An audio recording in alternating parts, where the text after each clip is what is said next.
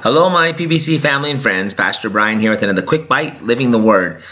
So my thought right now comes from a very famous verse. You've probably heard it 1,000 times, and there's not probably a Christian school in America that doesn't use this as their theme verse, which is why so many of them are called the Eagles. Isaiah 40, verse 31, we read these words. It says, "But they that wait upon the Lord shall renew their strength. They shall mount up with wings as eagles. They shall run and not be weary, and they shall walk and not faint."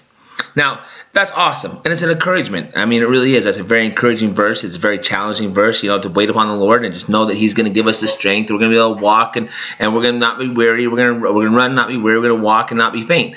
But what does that come on the heels of? You've already just read that in its context, and that's where I think I want to pick up this morning with us, if you would. So backing up 2 verses to begin with, verse 29 of that same passage, Isaiah chapter 40, verse 29, we read these words. "He giveth power to the faint, and to them that have no might He increases strength.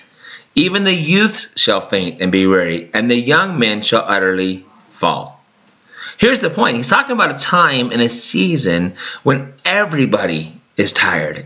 Everybody is weak. All of His children are suffering and faint and having a hard time. It's not just you. You're not alone in this.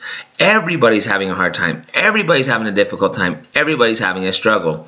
This is why He says, even the youth shall be faint and weary, and the young men shall utterly fall. And He gives power to the faint, and to them that have no might He increases their strength. Well, how does that really come? Where does that strength come from? Now, I know, getting super spiritual, we all know that the strength comes from the Lord. It does. But it doesn't come from the Lord in the sense of, I think, sometimes the way we want it to come. The Lord, help me. Lord, give me the strength. And, I mean, I'm not saying He can't do those things, but here's really where the strength comes from.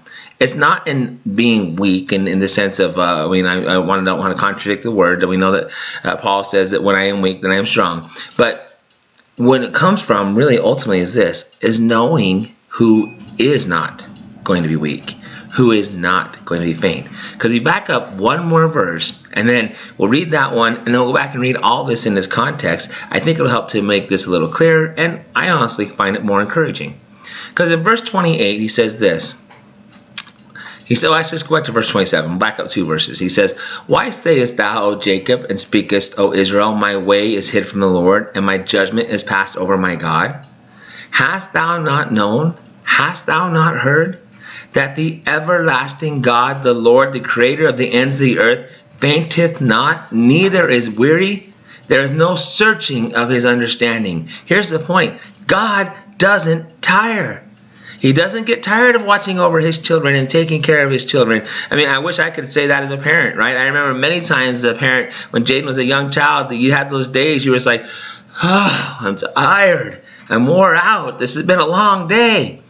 And God's saying, I don't get tired of watching over you, child. I don't get tired of watching over you, my loved one.